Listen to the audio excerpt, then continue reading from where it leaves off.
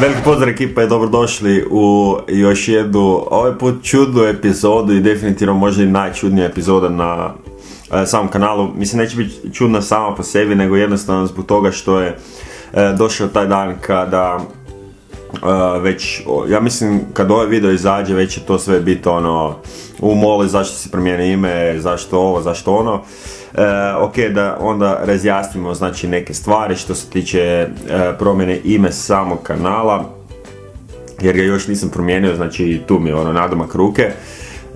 Poslije videa vjerojatno ovo kad snimim onda ću i promijeniti ime. Sad, mnogi od vas se sigurno pitaju zašto, kako, gdje, kuda je Mole otišao. Ok, znači postavio sam i sam na community, ako niste tamo glasali, ali dosta ljudi je glasalo kao što sam mogao primijetiti. Znači ako bi promijenio ime, da li bi stavio Mole ili PVT Mole, i treća je bila svejedno jer nije bitno ime, bitna je osoba, i to je imalo ono, baš mi je drago, najviše i glasova, otprilike nekih 60 i nešto posto. I zbog toga, da, stvarno mi je drago, zato što znam kakav community imam, znam ekipu koja me prati, tako da puno vam svima hvala na velikoj još uvijek podršci koju imam. Sad, ono bitno, znači, jer evo baš gledam svoj silver play button i tamo piše PT Molester.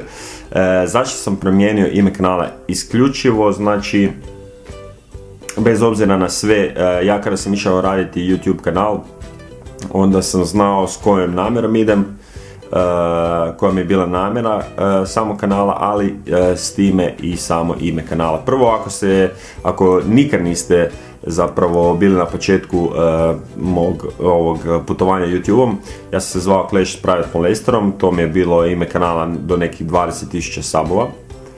I onda sam odlučio samo promijeniti ime u Private Molester. Zašto? Zato što sam htio raditi igrice, druge igrice osim Clash Royale i Clash of Clansa onda. Tako da, što se toga tiče, već sam jedanput promijenio ime. A sa druge strane sad ću vjerojatno kad promijenim ime izgubiti ovaj checkmark i onda nakon nekih mjesec dana ću ga ponovno, barem se nadam, dobiti nazad, tako da ne dobijem nikom ništa. Svi znamo ko je Mole, jel tako? Ali zašto promijeniti? Pa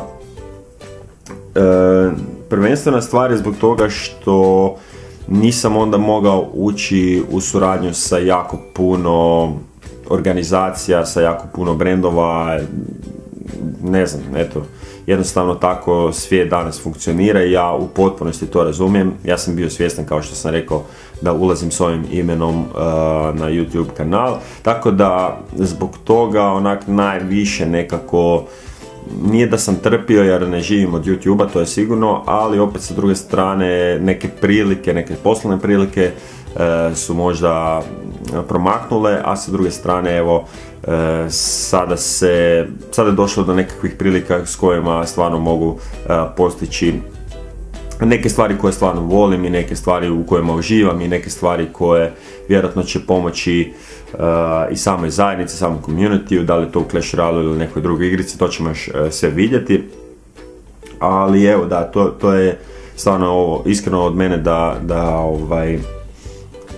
jednostavno te prilike koje su propuštene, one nisu bitne, nego je bitno ono što dolazi ispred Moleta, ispred community-a koji smo zajedno sagradili. Znači ovo nisam samo ja, nego cijela zajednica, i sami znate da smo krenuli od Clash of Clansa, pa je tu bio Clash Royale, onda smo malo prešli, igrali smo, da ne govorim, na PlayStation smo igrali Battlefield jedinicu, to ono, vrhunska vremena su bila, kad me gledalo 20 ljudi je to bilo totalno ludnica.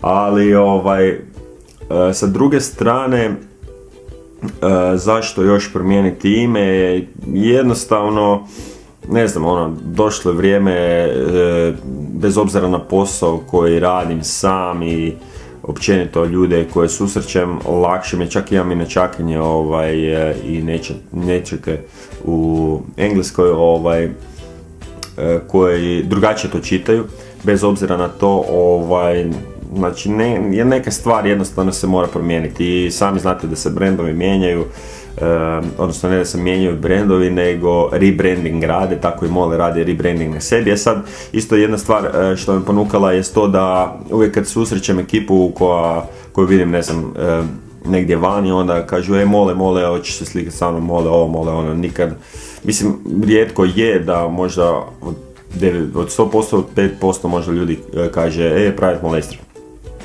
Ok. I zbog toga, znači, neću niti ja trpiti, niti zajednica. O ovome sam stvarno jako dugo razmišljao, znači, otprilike nekih 4-5 dana sam sigurno razmišljao ovdje o ovoj stvari. Tako da, evo, nadam se ekipa da sam nekako ukratko objasnio kako i zašto i evo, nadam se da će mi ostati, odnosno da će se vratiti taj checkmark jer još uvijek tu stoji. I ne znam, to bi bilo to. Idem sad na definitivno idem.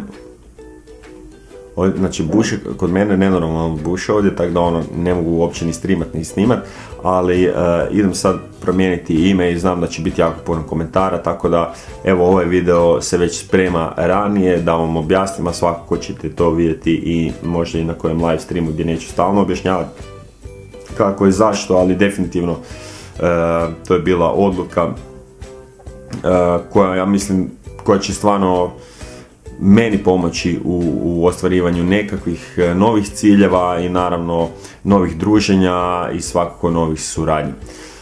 To bi bilo to, ekipa, za ovu epizodu ili za ovaj neki kratak, šta bi ovo, uopće ne znam koji će naziv videa biti. Kratak nije ovo vlog, ovo je najava, odjava, nema pojma šta je, vjerojatno ova kratka odjava, da, vjerojatno, zato što Private Molester ode, a dolazi PVT Mole, odnosno Private Mole ili kako hoćete, Mole, svejedno. Evo, to bi bilo to, ekipa. Nadam se da ste uživali i držite fige, naravno, do sljedeće epizode. Zdravo!